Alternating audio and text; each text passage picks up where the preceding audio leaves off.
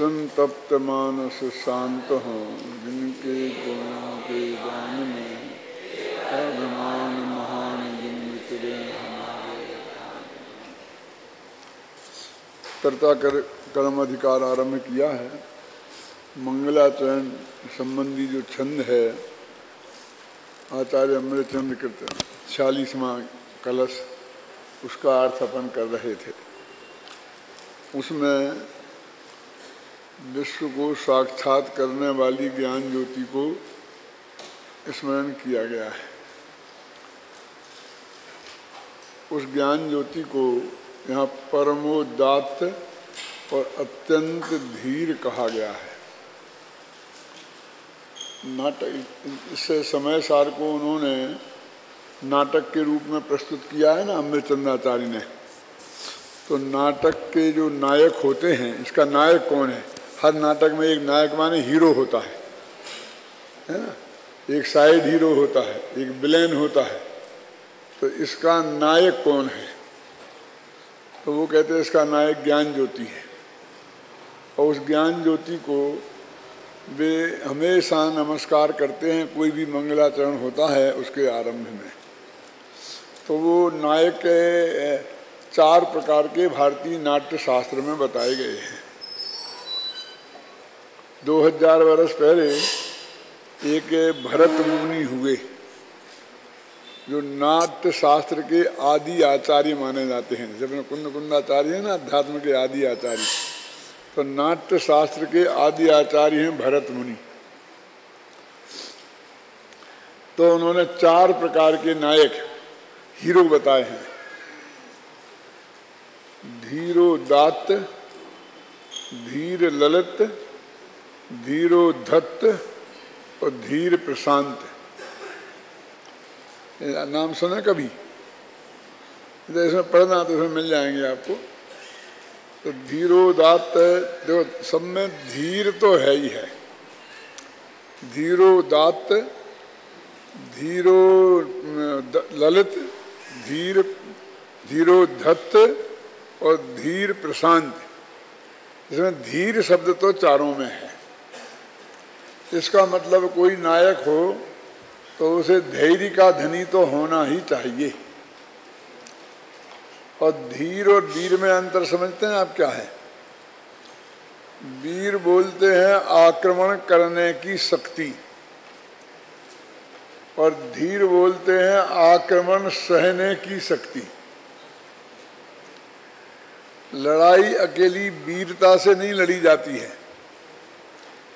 क्योंकि वीरता से तो आप आक्रमण करेंगे, लेकिन सामने वाला भी हाथ पे हाथ रखे तो नहीं बैठा रहेगा ना।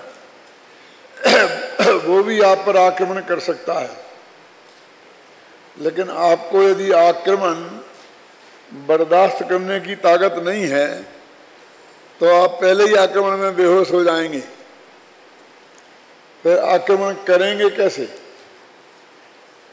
ये मुक्केबाज होते हैं ना, तो जितनी प्रैक्टिस ये मुक्के मारने की करते हैं उससे ज़्यादा प्रैक्टिस उन्हें मुक्के खाने की करनी पड़ती है। तो मुक्का मारना यदि वीरता है तो मुक्का खाना ये धीरता है। पद्म पुराण में लक्ष्मण की धीरता का उदाहरण देते हुए एक बात कही है कि एक वो राज दरबार में गए। जैसे आप जानते हैं जंगल में सीता राम और लक्ष्मण रहते थे ना, तो सब खाने पीने की सब व्यवस्थाएं देखने के लिए नगर में तो जाना ही पड़ता था। और वो नगर किसी न किसी जंगल के जहाँ रहते थे न कोई नगर रहता था। तो उस नगर में वो जाते थे तो साधारण आदमी तो थे नहीं, लोगों की निगाह में चढ़ जाते थे और कहीं ना कहीं कुछ ना कुछ उपद्रव खड़ा हो जाता था। तो ये इधर एक राज दरबार में पहुंच गए। लोगों को मालूम नहीं था कि ये लक्ष्मण है, और पहुंच गए। और कोई ऐसी भी बात हो रही थी वहाँ की राजा की लड़की के स्वयंवर वगैरह की, और जिसमें कोई शर्त रखी गई थी, तो इन्होंने उसमें भाग लेने की सोची। तो उन्होंने इनका पूछा तुम कौन से राज कुल के हो, कौन से गोत्र के हो, क्योंकि पहले ये बात नक्की कर लेते थे राजा लोग, फिर उसे उस प्रतियोगिता में भाग लेने देते थे। क्योंकि कोई नीच कुल का हुआ और वो जीत गया और उसने वो प्रतियोगिता जीत ली तो फिर लड़की उसके साथ चली जाएगी क्या? तो इन्होंने कुछ बताया नहीं बताया तो उन्होंने मना किया तो इन्होंने उपद्रव किया। कुछ ने कहा उपद्रव किया तो उस सामने वालों ने इन पर तीर चलाए। तो उसमें ऐसा आता है एक तीर आया तो इन्हें इस हाथ से पकड़ लिया, दूसरा आया तो इस हाथ से पकड़ लिया, तीसरा आया तो इधर ऐसा पकड़ लिया, चौथा आया तो ऐसा पकड़ लिया, पांचवा आया तो ऐसा पकड़ लिया, छठवां आया तो ऐसा पकड़ लिया, कोई कुछ पैरों से पकड़ लिए और अंत में एक आया तो दांतों से ऐसा करके और दांतों से पकड़ लिया, मैंने सीधा मुंह में लिया और मुंह में अंदर न घुस जाए उसके पहले ही दांतों से दबा करके पकड़ लिया, ऐसा रह गया। बस उन्होंने कोई आक्रमण नहीं किया, लेकिन उनकी ये आक्रमण सहने की क्षमता देखकर सब आश्चर्यचकित रह गए। क्या? तो उन्होंने काय का प्रदर्शन हुआ? धीरता का सर्वोत्कृष्ट प्रदर्शन है कि हर नायक को, हीरो को धीर तो होना ही चाहिए। आक्रमण करने से ज्यादा, देखो वीर नाम का कोई इसमें गुण नहीं है, देखा धीरोदात्त है ना, लेकिन धीर चारों में चाहिए। शांति से बात सुने, समझे, विचार करे, सामने वाला जो आक्रमण करे उससे तिल मिलाए नहीं, गंभीरता से सोच के विचार के फिर डिसीजन ले तो क्विक, देर नहीं करे। देर करने में तो गड़बड़ हो सकती है, लेकिन एकदम क्रोध में उत्तेजित होकर के डिसीजन कोई नहीं करे, शांति से करे। धीर तो हर एक नायक को होना चाहिए। अब इसमें दूसरे विशेषण बदले हैं। तो धीरोदात्त कि उसमें धैर्य भी हो और उदारता भी हो। अब धैर्य और उदारता का मतलब क्या है कि सामने हमने धैर्य है, हमने लड़ाई लड़ी और लड़ करके हमने उसको जीत लिया और फिर बड़ी उदारता से कहा कि तुम हमारी अधीनता स्वीकार करो, तो इस राज्य को तुम ही संभालो, और बड़ी उदारता से उसको ही उस पर स्थापित करके सम्मानित करके और अपने वापस आ गए। तो ये उदारता का प्रतीक है। हर राजा ऐसा ही करता था लगभग, है ना। नहीं ये चाहता इसने सामने मेरे सामने लड़ाई करी, लड़ी, अब इसे जेल में डालो, मार दो, कुछ भी हो सकता है ना। हारने वाले के साथ तो आदमी हम कुछ भी कर सकते हैं ना। तो उसे बोलते धीरोदात्त नायक, है? जैसे अपने पृथ्वीराज 18-17 बार आक्रमण उनके सहे, जीता, लेकिन हर दफे माफ कर दिया, है ना। दूसरे होते हैं धीर ललित। धीरोदात्त राम को भी माना जाता है, राम को धीरोदात्त नायक माना जाता है। धीर ललित, धैर्य वाले तो है लेकिन रसिया भी है, कलाओं के रसिया हैं, समझे ना। श्री कृष्ण को धीर ललित नायक माना जाता है। अपने आगे मुरली बजाने लग गए, नाचने लग गए, गाने लग गए, खेलने लग गए, ख्याल में है ना। ये ललित अपने के लक्षण हैं। और धैर्य तो है ही है? तीसरे होते हैं धीरोधत्त। धीर हैं लेकिन उद्दंड हैं। रावण का नंबर ऐसों में आता है। और चौथे होते हैं धीर प्रशांत। धीर भी हैं और शांत हैं। भगवान महावीर का नंबर ये चौथे में आता है, धीर प्रशांत में। ख्याल में ना। अब इससे आपको आइडिया लग गया होगा, पुराने जमाने में जब किसी व्यक्ति को नाटक का नायक का पात्र दिया जाता था, हीरो का रोल दिया जाता था ना, तो उसको बस ये बताना जरूरी था कि धीरोदात्त नायक है, कि धीर ललित है, कि धीर प्रशांत है, कि धीर, वो बाकी अपने आप वो बस कर लेगा बस सेटिंग। आपने कहा धीरोद्धत है तो हर बात में अभिमान की बात करेगा, उद्दंडता दिखाएगा, निकाल दो, भगा दो, समझ गए ना। धीर प्रशांत है तो शांत शांत, शांति रखो भाई, शांति रखो, कोई बात नहीं, बोलो क्या कहना है, ख्याल में है ना। वो अपने आप वो समझता है कि धीर प्रशांत का कैसा होना प्रदर्शन होता है। अब मैं समझते हैं थोड़ा थोड़ा मोटा मोटा आइडिया आपको लगा होगा ये क्या है। तो वो ये कह रहे हैं कि जो सम्यक ज्ञान है, ज्ञान ज्योति को हमने नमस्कार किया है, एक ज्ञान ज्योति धीरोदात्त नायक है। धीरोदात्त समझे ना, धीर धैर्य भी है कि सारे लोकालोक को जाने और पता जाए। पता जाए माने क्या, सारे लोकालोक में जितने भी गेय हैं उनमें अजीबों को छोड़ दो, जितने भी जीव हैं उनमें ज्ञानी अज्ञानी सभी है ना, तो उनमें बहुत से लोग उनके का सीधा अन्यथा इनडायरेक्ट विरोध कर रहे होंगे। वे हिंसा में धर्म बता रहे होंगे, वो कर्तृत्व के अभिमान में डूबे होंगे, है ना। और वो सारी चीजें उनके ज्ञान में आएंगी कि नहीं आएंगी छावड़ा जी, क्यों? तो फिर एकदम गुस्सा आ जाएगा कि इन्हें खत्म कर दो, ये मेरे बारे में ऐसा सोचते। होता है ना अभी यहाँ 1 मिनट में। लेकिन उस सारी चीज को वो पता, गेहूं को पचाने का अर्थ समझ गए ना, कि देखो मेरे से ऐसी वैसी बात मत किया करे छापड़ा जी, नहीं फिर मुझे गुस्सा आ जाता है। तो तुम ही कह रहे हो कि हम धीर नायक नहीं हैं।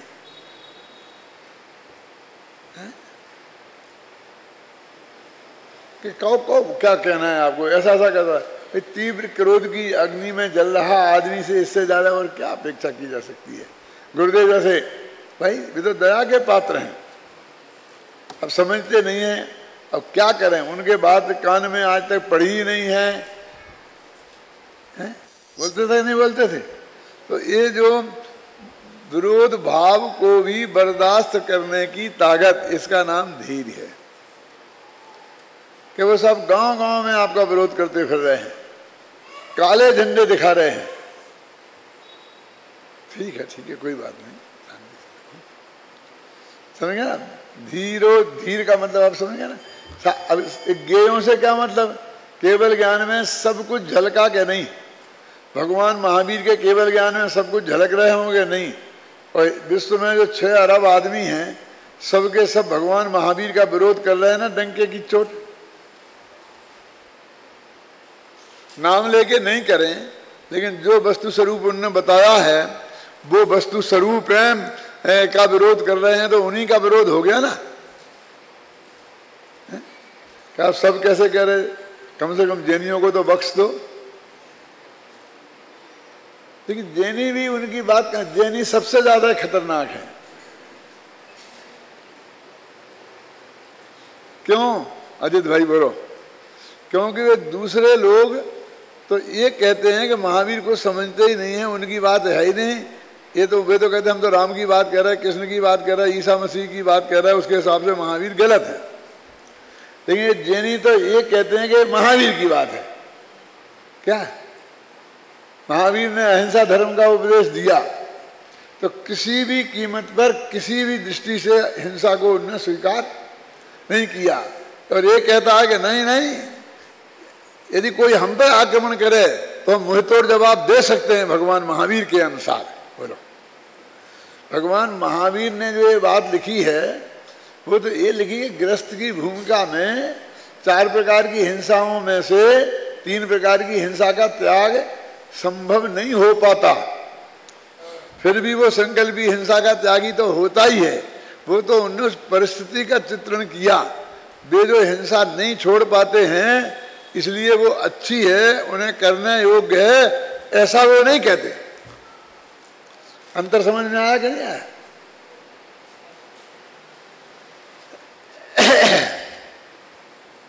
इसे बहुत ही मार्मिक एक उदाहरण है।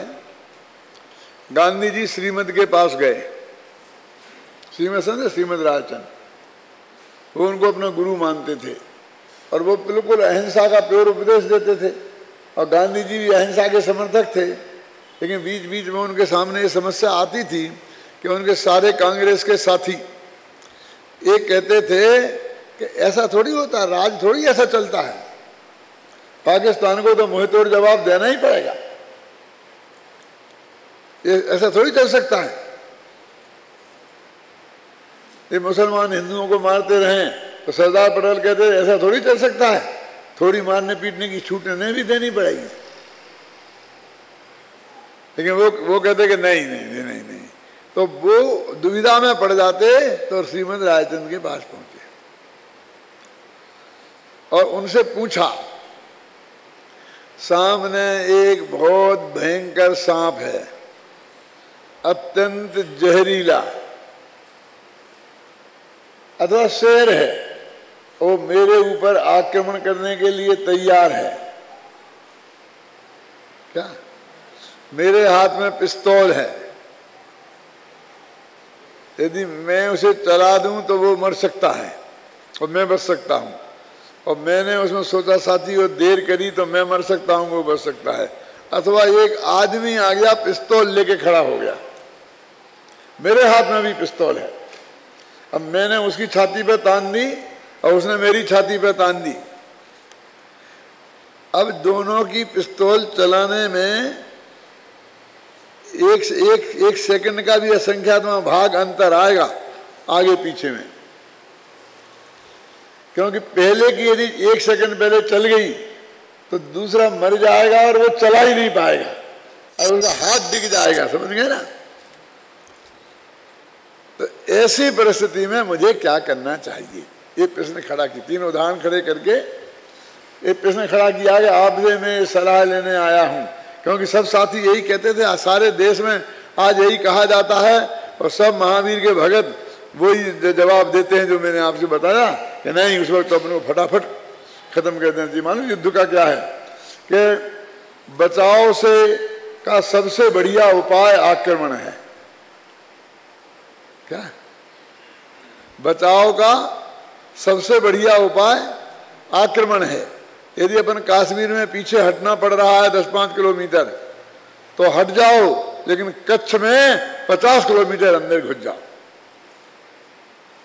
दूसरी जगह जहां उसका ध्यान नहीं है वहां उसका कब्जा करो तो अपने आप से जमीन वापस देगा। बचाव का सबसे बढ़िया उपाय क्या है? आक्रमण। श्रीमद से प्रश्न पूछा, अब आप लोग सोचो क्या जवाब दिया होगा उन्होंने।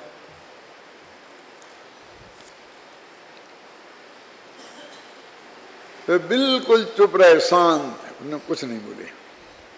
तो बहुत पीछे पड़े, कोई साधारण आदमी होता तो वो बोलते ही नहीं, लेकिन गांधी जी सामने थे तो उन्होंने कहा कि मैं तुम्हें गोली चलाने की बात की अनुमति देकर, समझे ना, अनंत भव संसार में भटकने के लिए देने के लिए तैयार नहीं हूं।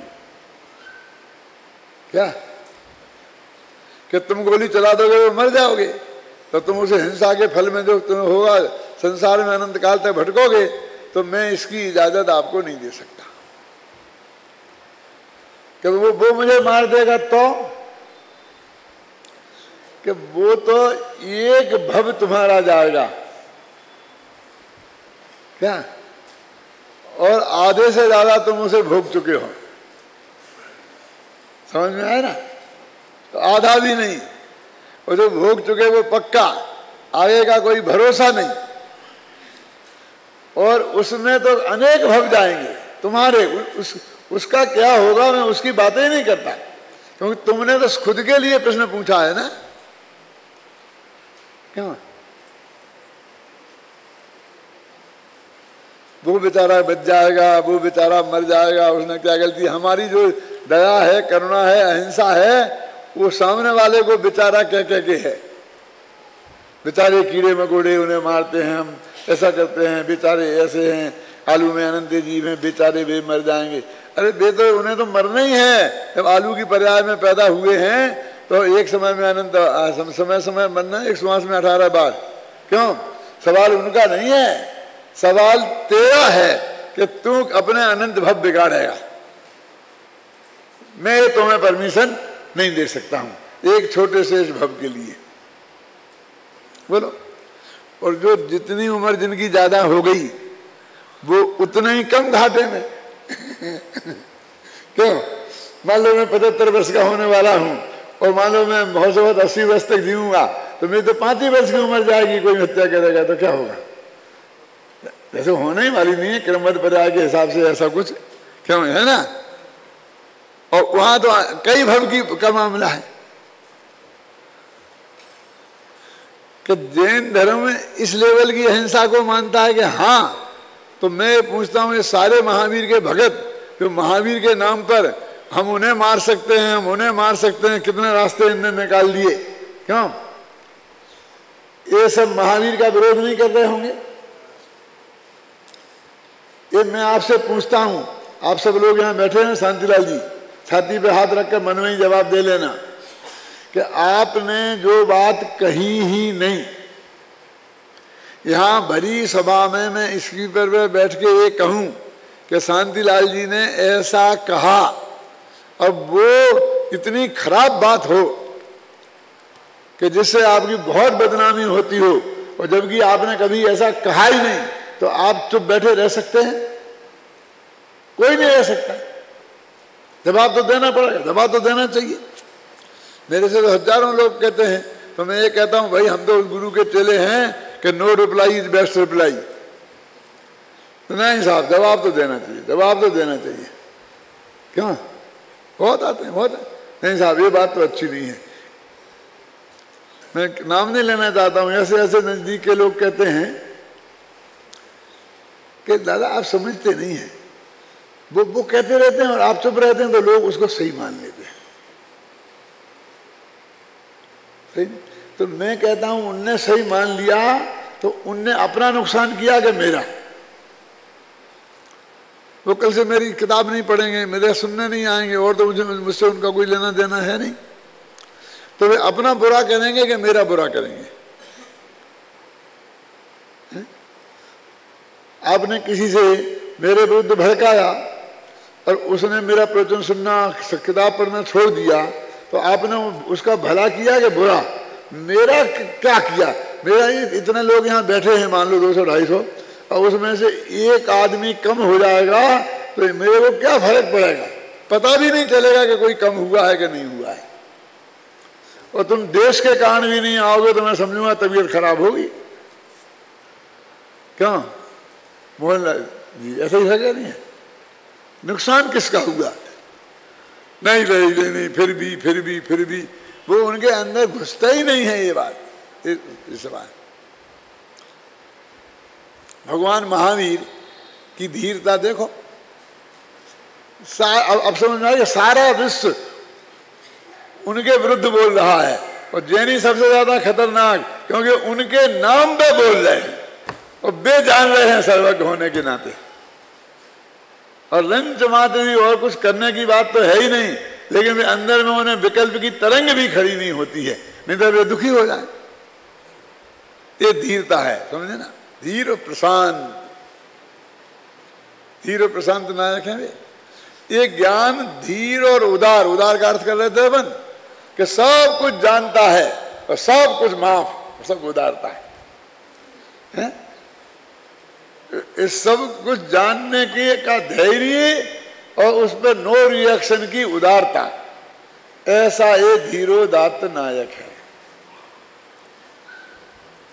ज्ञान। अब ये ज्ञान में इसमें दूसरा चक्कर और है कि ज्ञान ज्योति। अभी ज्ञान ज्योति को ज्योति शब्द आ जाता तो लोग इसे स्त्रीलिंग में कहने लगते हैं, अरे तो पुल्लिंग में ही रखना। तो इसके 3 अर्थ हो सकते हैं। एक तो वो त्रिकाली ध्रुव भगवान आत्मा, ज्ञानानंद स्वभावी। दूसरा अर्थ हो सकता है केवल ज्ञान ज्योति, और तीसरा हो सकता है आत्मानुभवी, ये सम्यक दर्शन सम्यक ज्ञान ज्योति।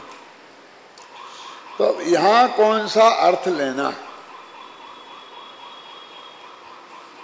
और यहाँ टीकाकारों ने अलग अलग इन पे अपने अपने विचार खूब किया और जिसको जो समझा उसने वो अर्थ व्यक्त किया।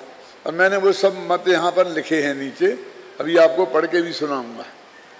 मैंने लोगों को जो ये भ्रम है ना कि जयचंद जी छाबड़ा है कि उसके भावार्थ में बहुत बढ़िया बातें हैं, यदि वो हम आपकी टीका पढ़ेंगे तो उनकी वो बढ़िया बातें हमारी नहीं है, वो बढ़िया बातें तो सब हमने शामिल कर ली हैं उन्हीं के नाम से। कि इस मामले में जयचंद छाबड़ा ये कहते हैं, बनारसी दास ये कहते हैं, पांडे राजमल जी ये कहते हैं, अमृतचंद ये कहते हैं, जयसेन ये कहते हैं, क्या सबके मत रख दिए। और उन सबके मतों को रखने के बाद उनके पक्ष विपक्ष में तर्क वितर्क हैं वो भी दिए और अपना अपना मत भी जाहिर कर दिया। तो आपको तो सब चीज आ गई ना। है? नहीं नहीं साहब आपकी में सब आ गई तो फिर उसे कोई पढ़ेगा नहीं। अब ये बीमारी है, अब क्या करें, क्यों नहीं पढ़ेगा। हम बार बार जयचंद छाबड़ा का उल्लेख करेंगे तो आपको ये भाव आएगा कि जयचंद छाबड़ा में ऐसी क्या बात है कि हर बात उनका उल्लेख करते हैं, तो हम वो भी तो देखें, तो उसे भी देखें। क्यों कहते ये ऐसा है, ऐसा थोड़ी होता है कि कोटेशन हमने दे दिया तो हम वहाँ जाने की जरूरत नहीं है।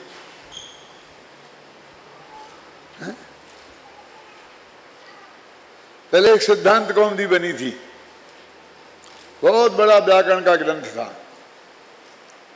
तो उन्होंने कहा ये बहुत बड़ी हो गई, इतना लोग कैसे पढ़ पाएंगे, हर एक के बस की बात नहीं है। तो उन्होंने एक छोटी कौमुदी बना दी, उसका नाम रख दिया लघु सिद्धांत कौमुदी। उस सिद्धांत कौमुदी क्या है, दूसरी कौन सी हो गई, लघु सिद्धांत कौमुदी। और लघु सिद्धांत कौमुदी वो इतनी छोटी हो गई कि कुछ लोगों को लगा कि यार वो तो पूरी तरह से बात स्पष्ट नहीं हुई। अब ना वो बड़ी पढ़ने की ताकत है और छोटी में संतुष्टि नहीं है, तो तीसरी बना दी मध्य सिद्धांत कौमुदी। तो मैं पूछता हूं सिद्धांत कौमुदी की लघु सिद्धांत कौमुदी और मध्य सिद्धांत कौमुदी विरोधी है क्या? क्यों?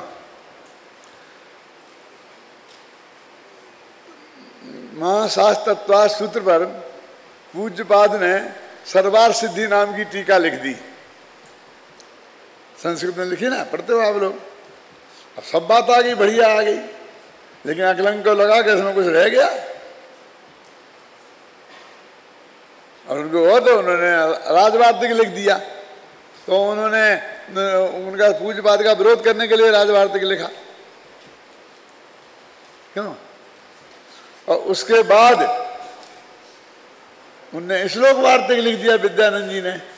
विद्यानंद जी उनके विरोधी थे, कट्टर भगत थे, तो उनके भगत ने क्यों और लिख दिया ये श्लोक वार्तिक। आप जानते हैं ये तो राज वार्तिक श्लोक वार्तिक। अकलंग देव ने देवागम स्तोत्र पर एक अष्टसती नाम की टीका लिखी, नाम सुना कभी? अष्टसहस्री नहीं, अष्टसती, 800 श्लोक प्रमाण उसकी टीका लिखी, समझे ना। विद्यानंद जी अकलंग के परम भगत थे, तो उनने 8000 श्लोक प्रमाण अष्टसहस्री लिख दी। अब जरा समझना पूरी बात, अभी नहीं अब पूरी बात हुई। वो उस अष्टसहस्री में अष्टसती को बिल्कुल पूरी की पूरी शामिल कर दी, एक पंक्ति नहीं छूटी। और ऐसा नहीं लगता कि ठेकड़ा लगा हो, क्या समझ रहे हैं ना आप? क्या पूरी उसमें शामिल है और आप छांट नहीं सकते कि इसमें अष्टसहस्री की पंक्ति कौन है और अष्टसहस्री की कौन है। जब छापते हैं ना तो अष्टसती को ब्लैक में छाप देते हैं और अष्टसहस्री को व्हाइट में, तो मालूम पड़ता है कि ये अष्टसती का अंश है। ख्याल में आई? ऐसी पद्धति रही है जनागम में। अब ये तो उनने लिखी, शत्रु होंगे एक दूसरे के। जब अपने ग्रंथ में पूरी समाहित कर ली तो उसके कितने भगत होंगे वो हैं?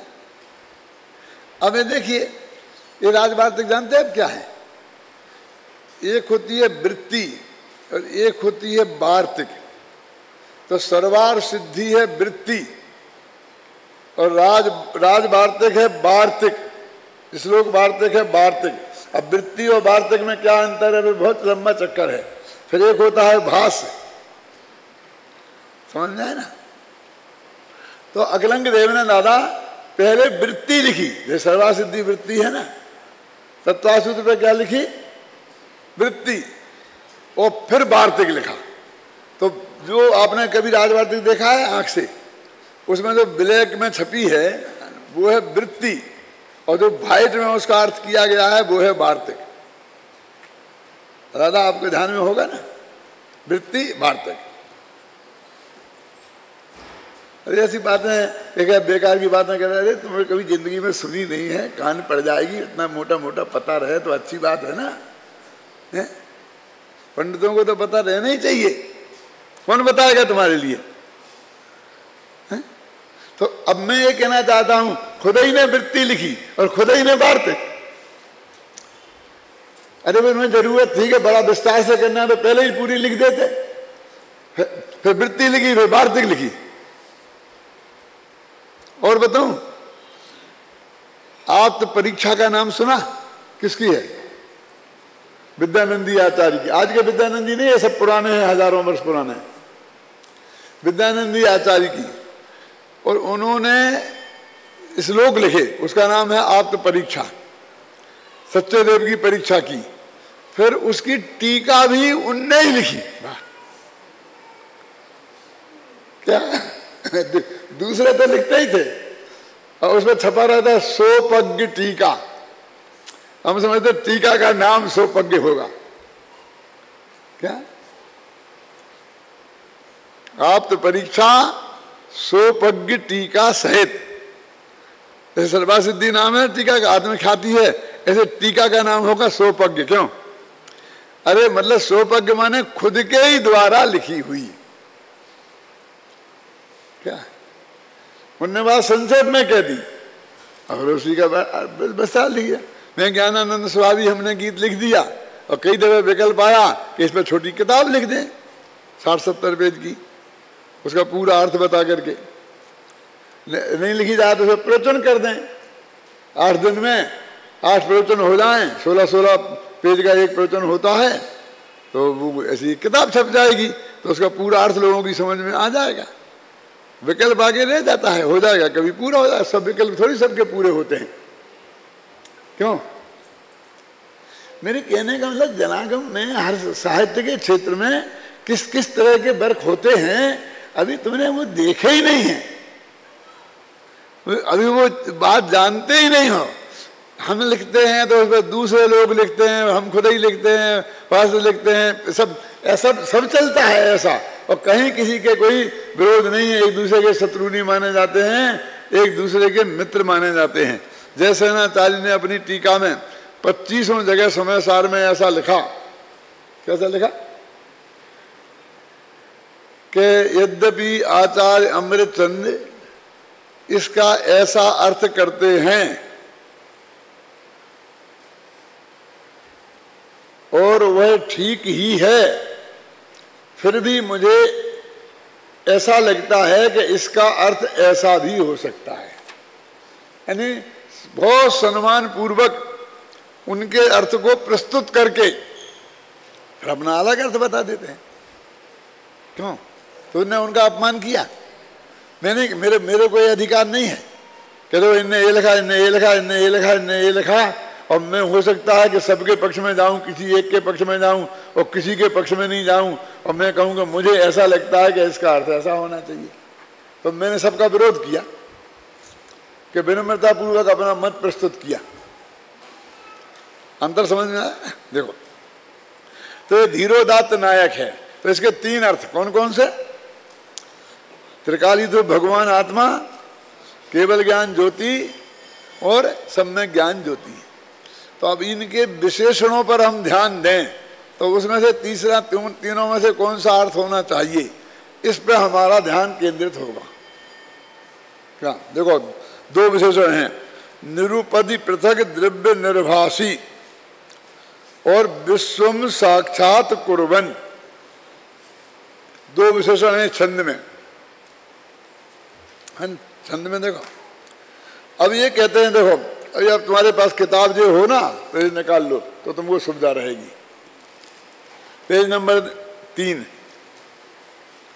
ज्ञान ज्योति के जो विशेषण कलश में दिए गए हैं उनमें निरूपधि पृथक द्रव्य निर्भासी और विश्वम साक्षात कुर्मन, ये दो विशेषण उक्त संदर्भ में विशेष ध्यान देने योग्य हैं। अब ये सब मेहनत की है छाबड़ा जी, ऐसे ही थोड़ी निकल जाते हैं जी।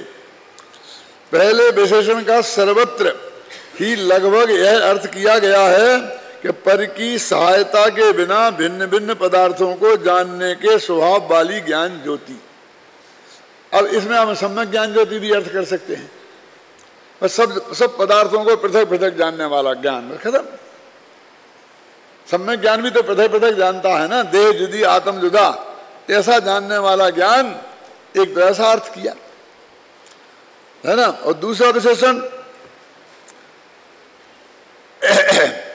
यदि इस विशेषण पर विशेष जोर दें तो सबको पृथक पृथक जानने के स्वभाव वाला भगवान आत्मा, ऐसा अर्थ भी किया जा सकता है, त्रिकाली ध्रुव हो गया। पर जब विश्वम साक्षात कुर्मन विशेषण पर ध्यान देते हैं तो केवल ज्ञान अर्थ ही ठीक लगता है कि विश्व को साक्षात करने वाला, हो गया ना। कलश टीकाकार इसका अर्थ करते हुए लिखते हैं, वह ज्ञान ज्योति सकल ज्ञेय वस्तु को एक समय में प्रत्यक्ष जानती है, हो गया ना केवल ज्ञान, और भिन्न भिन्न रूप से सकल द्रव्य गुण पर्याय को जाननशील है। जाननशील माने स्वभाव वाली, जानने का। मैं ज्ञानानंद स्वभावी हूं, ये त्रिकाली ध्रुव की बात। मैं ज्ञान देखने के स्वभाव वाला हूं, प्रकट पर्याय वाला नहीं। क्या समझे ना, ये जाननशील माने जानने के स्वभाव वाली है। परमाध्यात्म तरंगिणी में तो अत्यंत स्पष्ट रूप से केवल ज्ञान ही अर्थ किया है। पंडित जयचंद जी छाबड़ा भी लिखते हैं कि पर की सहायता के बिना भिन्न भिन्न द्रव्यों को प्रकाशित करने का उसका स्वभाव है, इसलिए वह समस्त लोक को साक्षात करती है, प्रत्यक्ष जानती है। यद्यपि ज्ञान ज्योति के विशेषणों पर ध्यान देने से केवल ज्ञान अर्थ पर ही विशेष ध्यान जाता है, तथापि इन विशेषणों को हम किसी अपेक्षा सम्यक ज्ञान भी घटित कर सकते हैं। सम्यक ज्ञान के अर्थ में भी सबसे प्रबल युक्ति यह है कि कर्ता कर्म संबंधी अज्ञान का नाश करती हुई जो ज्ञान ज्योति प्रकट होती है वह चतुर्थ गुणस्थान में होने वाली आत्मानुभूति रूप सम्यक ज्ञान ही होना चाहिए। कर्ता कर्म के अंधकार को नष्ट किया ना तो एकदम सीधा केवल ज्ञान थोड़ी होता है। तो एक समय पहले तो कर्ता कर्म का अज्ञान था, समझ में आई ना? क्यों समझ में आता कि नहीं? अरे मैंने अर्थ किया है, बोलो इसकी तो अब किसी ने ध्यान नहीं दिया तो मैं क्या गलती करी मैंने? अब समझ में नहीं आया होगा तो मैं क्या करूं? क्या कह रहे देखो, कहते कर्ता कर्म संबंधी अज्ञान को नाश करती हुई ज्ञान ज्योति प्रकट हुई। ख्याल में आ रही है बात? तो कर्ता कर्म संबंधी अज्ञान तो मिथ्यात्व की भूमिका में होता है और उसको नाश तो सम्यक दर्शन की प्राप्ति से हो जाता है, आत्मानुभूति से, सबक श्रेणी वो क्या नाम करण लब्धि में के बाद में। तो वो ज्ञान ज्योति जो प्रकट होगी वो तो प्रथमोपम सम्यक वाली सम्यक ज्ञान ज्योति होगी। यदि इस विशेषण पर ध्यान दें तो हम ये भी कह सकते हैं। अब यदि मैं अकेला यही अर्थ कर देता तो आप कहते जयचंद जी ने ऐसा किया, उसका विरोध किया, ये किया। अरे हम तो सबका सामने रख दिया। इसका क्या है? खबर छे बधी खबर छे समझ में आया ना? ये अर्थ है। ख्याल में आया आपके? क्योंकि हमने सब देखा है, सबने क्या क्या अर्थ किया है उसे देखा है, गंभीरता से मंथन किया है, विचार किया है और सब चीज आपके सामने रख दी है। आप इतनी गंभीरता से सोच नहीं सकते थे, इतने शास्त्रों के पन्ने पलट नहीं सकते थे। क्यों? अब मैं पूछता हूं कि इन किताबों को आपको इनसे पढ़ने की प्रेरणा मिलेगी कि आप उन्हें देखने की क्या जरूरत है? अरे उसके बगैर तुम उनके नाम ही नहीं जानते हो नाम ही नहीं सुने हैं। कम से कम तुम्हें नाम सुनने का मौका मिलेगा और किसने कहा क्या अर्थ किया है, तो उसे देखने का उत्साह बढ़ेगा कि नहीं बढ़ेगा, बोलो।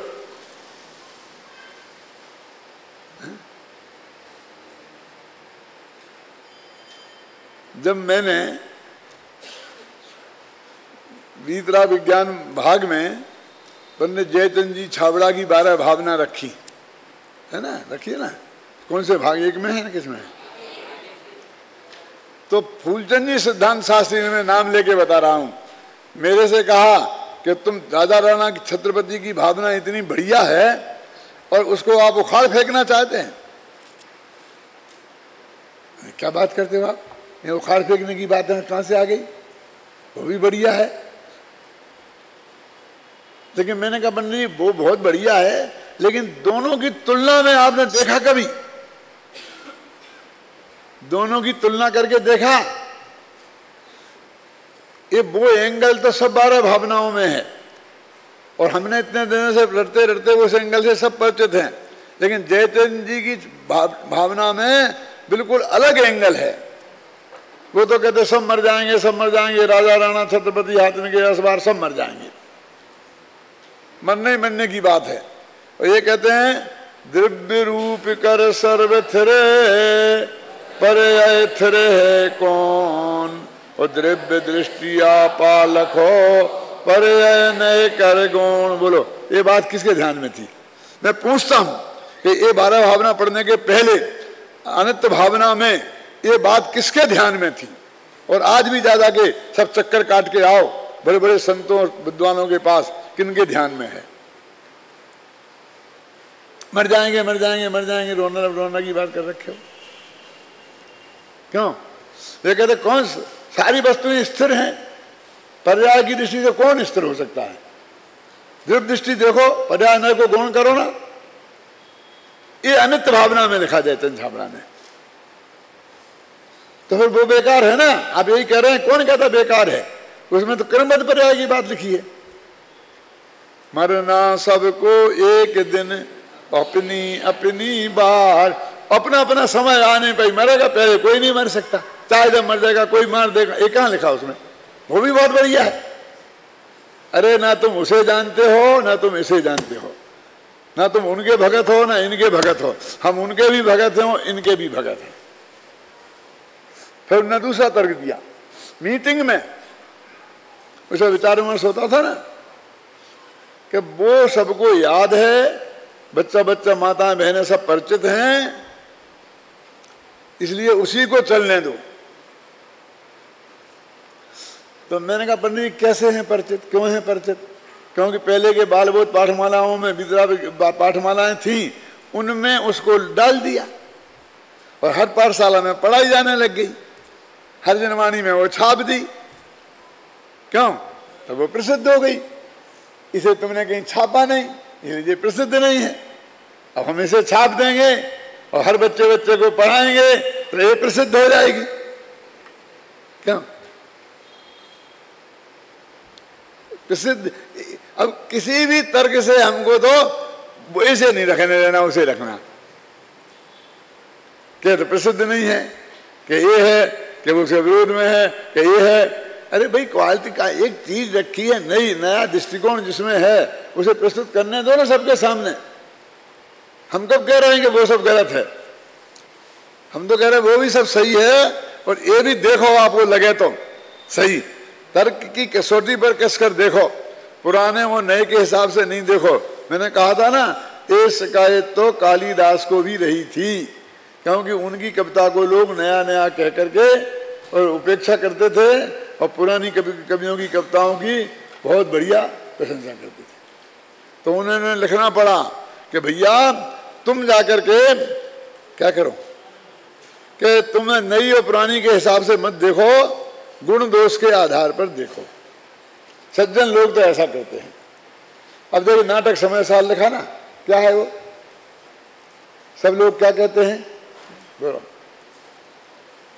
कि कलशों का पद्यानुवाद है, कहते कि नहीं कहते? बोलो महावीर जी कि अमृतचंद्राचार्य के कलशों का पद्यानुवाद है, सब यही मानते हैं ना कि साहब अब उनका मौजूद है इतना बढ़िया पद्यानुवाद, नाटक समय साल इतना बढ़िया, तो आपने काय को किया?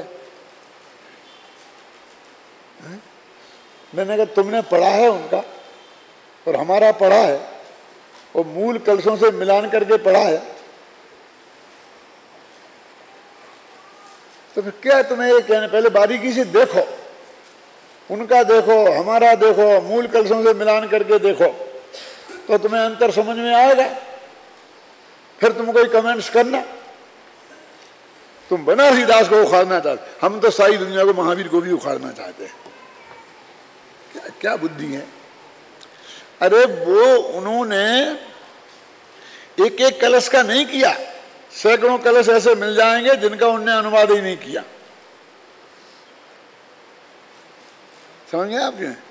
और सैकड़ों छंद ऐसे मिल जाएंगे उनमें, उसमें कि जैसा उस भाव का कोई कलश ही नहीं है। क्या जैसे कि धोबी के घर गया, सदन में गए हो, अब इसका कलश कहाँ है? तो टीका में बात है, तो उन्होंने टीका का भी लिख दिया और कलश का भी छोड़ दिया, और हमने एक एक कलश का, एक एक पंक्ति का अर्थ उसमें बांधा है सरल भाषा में। समझ गए ना? ये दोनों में अंतर है। आप देखिए, अब कौन पढ़े? दो ही पढ़ने में तुम्हारे बाप का क्या जाता है? क्या करोगे जिंदगी में? दो ही पढ़ लो ना, अंतर भी समझ में आ जाएगा। समझे? और अच्छा है, भाव खुल जाएगा। मैं आपसे पूछता हूं कि देखिए, उनने तो अंत में गुणस्थानाधिकार भी लिख दिया, वो तो है ही नहीं इसमें समय सार में, उसका कहाँ है वो पद्यानुवाद? अब तुमने मान लिया, किसी ने कह दिया, एक ने कह दिया, हजारों ने मान लिया, किसी ने देखने की कोशिश ही नहीं करी। वो मालूम कैसे बना? बनारसी दास जी कवि थे, रसिया कवि थे, तो वो समय सार का स्वाध्याय करते थे, और जो बात उनके दिमाग में जम जाती थी उसको वे छंदोबद्ध कर देते थे। उनने कोई पहले कलश से लेकर अंत तक नहीं किया। जब उनको जो शुरू में पासना भगवान की स्थिति करना शुरू कर दी लंबी लंबी, फिर नाम माला दे दी, पुण्य के नाम, पाप के नाम। अबे कहाँ है कलश में? बताओ, है क्या नहीं ये चीजें? देखी कभी आपने? क्या नहीं देखी? जब जहां मन रम गया उसी का एक छंद बना दिया और जाकर के उस दिन मंदिर में बोल दिया। हो सकता है पुण्य पाप अधिकार का छंद पहले बन गया हो, जीवा जीवाधिकार का बाद में बना हो। ऐसे बनते बनते, क्योंकि वे समय सार के रसिया थे, तो सैकड़ों छंद बन गए। फिर उन्हीं ने या उनके शिष्यों ने उन सबको इकट्ठा कर करा करके एक व्यवस्थित रूप दिया कि जीवाधिकार के देश के बांट बूट के, और उनसे कहा कि हमने ये ऐसा किया, ऐसा छपा दे, ऐसा लिखा, मतलब इसको प्रकाशित ऐसा कर दे, व्यवस्थित बना के कर दो कि बीच बीच में कुछ भाग छूट गया है, आप बना दो छंद तो अच्छा रहेंगे, बना देंगे। जो बताए तो उन्होंने और बना दिए। फिर कहा इसमें बहुत ऐसे शब्द आते हैं कि जिनका अर्थ लोग समझते नहीं हैं, तो आप उनकी एक वो डिक्शनरी बना दो। उस जमाने में नाममाला के रूप में डिक्शनरी बनती थी, अमर कोश नाममाला, समझे ना? तो उन्होंने बना दी नाममाला। एक उदाहरण देता हूं तो आपकी समझ में आएगा। अकर रोग और कंप रोग। अब इन्होंने उसमें अकर रोग और कंप रोग की चर्चा की, बनारसी दास ने। अब ये अकर रोग और कंप रोग क्या होता है? अकर रोग माने टिटिनेस, जिसमें आदमी अकड़ जाता है, ऐसा एकदम हाथ हिलते नहीं है। और कंप रोग माने पार्किंसंस, समझे ना? उनने ये नाम रखे खुद ने।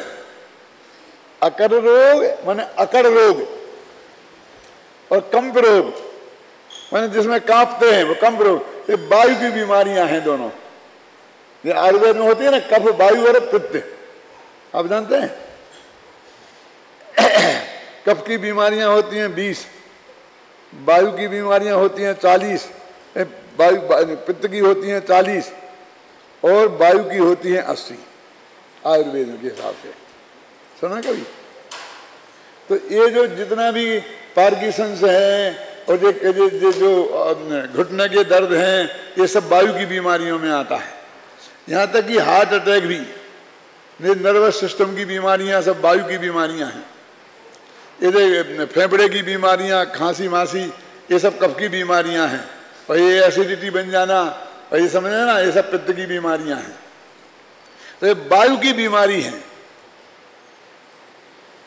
तो उन्होंने पुण्य को का नाम दिया अकर रोग और पाप का नाम दिया कंप रोग। अब उस छंद में अकर रोग और कंप रोग लिखा, उसका पुण्य अर्थ कौन समझेगा? तो उनने वो शुरू में नाम माला बनाई कि पुण्य के नाम, तो उसमें अकर रोग रख दिया। पाप के नाम लिख लेना, तो उसमें कंप रोग लिख दिया कि ये पाप को हम कंप रोग में कहा है। पहले आप नाम माला पढ़ लो, तो जब वो छंद पढ़ोगे तो आपकी समझ में आ जाएगा। इसके लिए डाल दी उनने वो। अब आप समझ में आ रहा है? ये सब रिसर्च मैंने की है, समझिए ना। तो क्यों ऐसे नाम रखे उनने? उन्हें क्या अधिकार था कि पुण्य के उदय वाला अकड़ जाता है और पाप के उदय वाला कांपने लगता है। इसलिए उन्होंने उसे कंप रोग का नाम दिया और उसको अकड़ रोग का नाम दिया। बोलिए,